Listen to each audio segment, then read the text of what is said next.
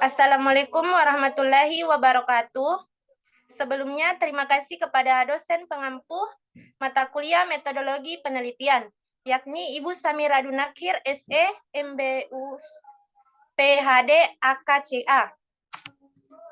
Perkenalkan, nama saya Lidia Tisha Lestari dengan NIM 2009015020049. Akan mempresentasikan proposal penelitian dengan judul Pengaruh Independensi dan Pengalaman Auditor terhadap Kualitas Audit, Studi Kasus pada Kantor Akuntan Publik di Kota Makassar.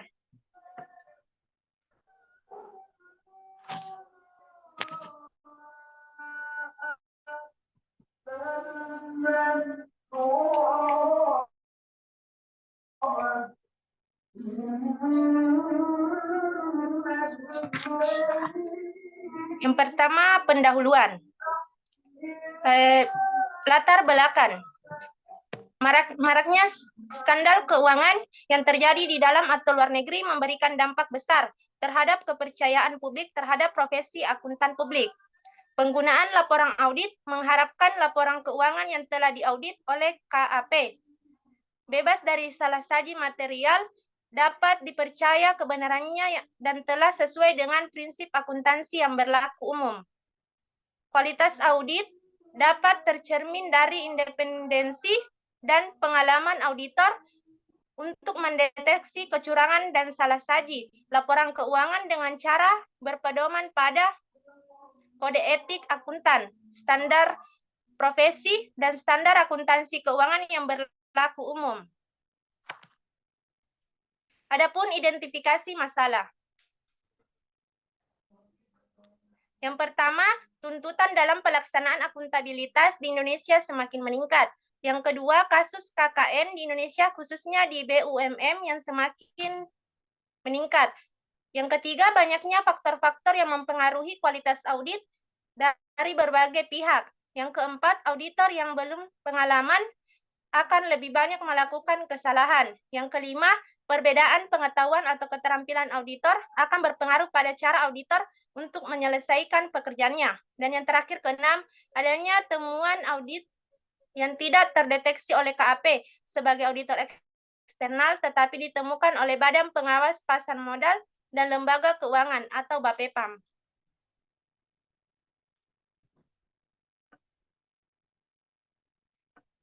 Selanjutnya masih materi dalam pendahuluan. Yang pertama, pembatasan masalah. Adapun beberapa pembatasan masalah. Yang pertama, variabel independensi dan pengalaman auditor yang mempengaruhi kualitas audit.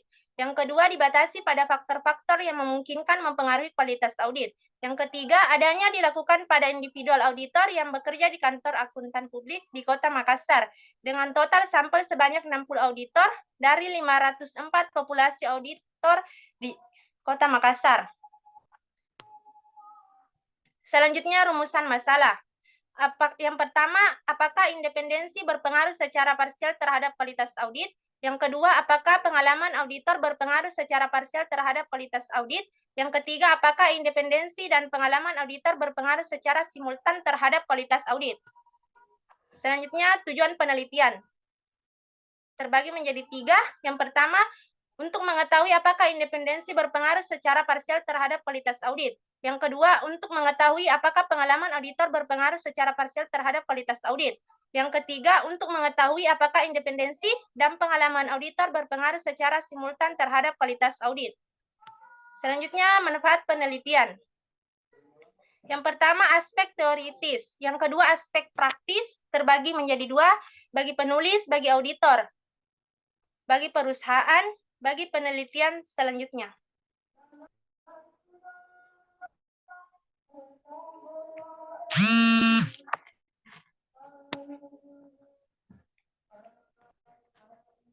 Selanjutnya, kajian teori penelitian terdahulu, kerangka pemikiran dan hipotesis. Audit, suatu pemeriksaan yang dilakukan secara kritis dan sistematis oleh pihak yang independen terhadap laporan keuangan telah disusun oleh manajemen, beserta catatan-catatan pembukuan dan bukti-bukti pendukungnya, dengan tujuan untuk dapat memberikan pendapat mengenai kewajaran laporan keuangan tersebut.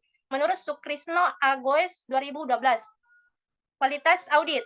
Proses untuk memastikan bahwa standar auditing berlaku umum diikuti oleh setiap audit, mengikuti prosedur pengendalian kualitas khusus, membantu memenuhi standar-standar secara konsisten dalam penugasannya hingga tercapai kualitas hasil yang baik. Arens 2012.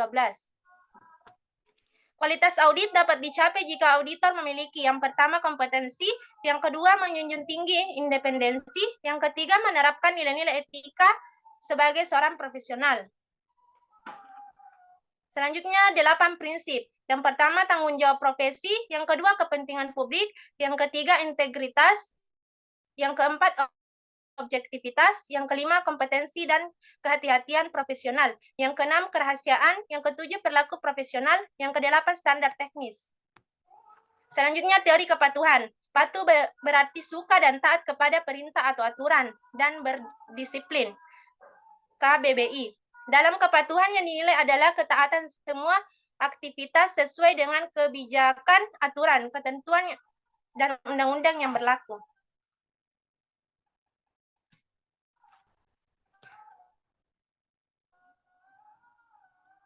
Selanjutnya, kajian teori penelitian terdahulu, kerangka berpikir, dan hipotesis.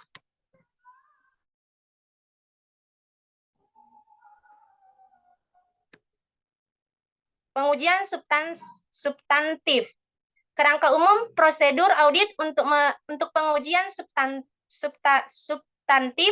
Yang pertama, prosedur audit awal, yang kedua prosedur analitik, yang ketiga pengujian terhadap transaksi rinci, yang keempat pengujian terhadap saldo akun rinci, dan yang kelima verifikasi terhadap penyajian dan pengungkapan Mulyadi 2013-47.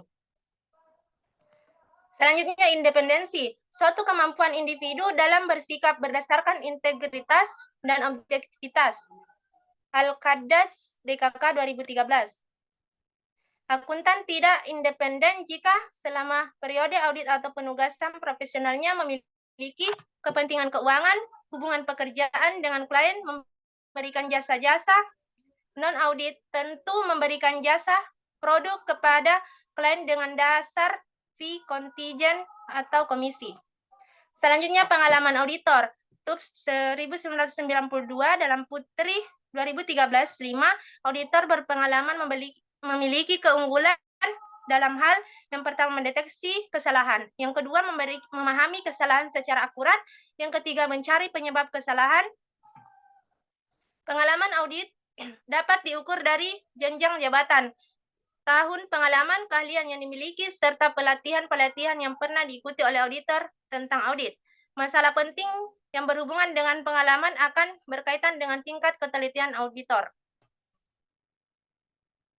Menurut Juzak Ahmad 2004 dalam Tabita Insani 2013-204, faktor-faktor yang dapat mempengaruhi pengalaman auditor adalah waktu, frekuensi, jenis, tugas, penerapan, dan hasilnya.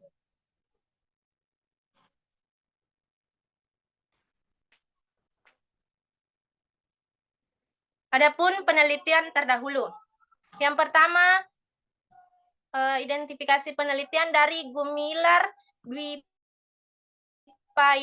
Ridwan, tahun terbit 2014, tahun penelitian 2014, parabel penelitian parabel independen, kompetensi independensi, pengalaman dan independen. Yang kedua, identitas penelitian Elmalita Sari, tahun penelitian 2016, variabel penelitian parabel independen yaitu independensi, akuntabilitas, dan pengalaman kerja auditor. Yang kedua variabel dependen yaitu kualitas audit.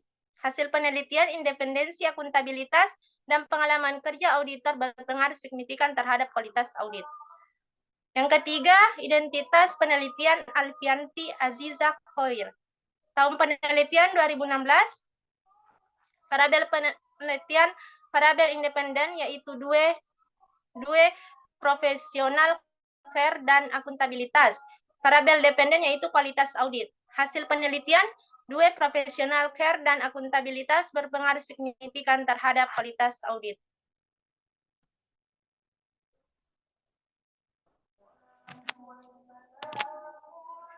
Selanjutnya, kajian teori penelitian terdahulu, kerangka pemikiran dan hipotesis. Kerangka pemikiran atau model hubungan variabel. Seperti yang terlihat pada gambarnya, independensi disimbolkan sebagai X1, kualitas audit disimbolkan sebagai Y, pengalaman disimbolkan sebagai X2. Selanjutnya, metodologi penelitian.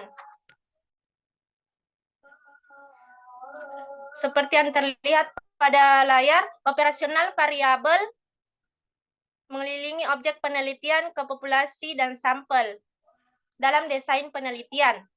Selanjutnya, jenis dan sumber data. Pada jenis data kuantitatif, sumber data primer, dan teknik pengumpulan data terbagi menjadi dua, survei dan kuesioner. Teknik analisis data kepada analisis deskriptif, uji kualitas data terbagi menjadi 4, reliabilitas, validitas, uji asumsi klasik, dan uji kelayakan modal.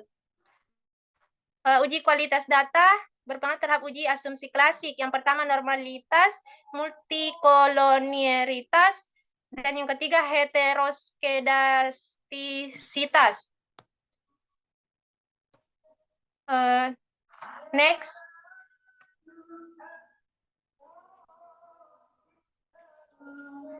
Metodologi penelitian.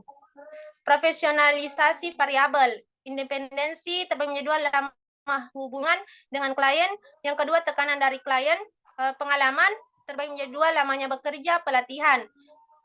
Kualitas audit berpedoman pada prinsip auditing dan prinsip akuntansi dalam melakukan pekerjaan lapangan. Dan yang kedua, sikap hati-hati dalam pengambilan keputusan. Gambaran objek penelitian. Tempat dan waktu penelitian. Pengumpulan data dilaksanakan melalui penyebaran kuesioner penelitian secara langsung dengan cara menandatangani responden atau secara tidak langsung melalui perantara kepada responden yang bekerja pada KAP di wilayah Kota Makassar. Penyebaran serta pengembalian kuesioner dilaksanakan mulai Juni 2022 sampai Juli 2022. Karakteristik profil responden seperti yang tergambar pada layar.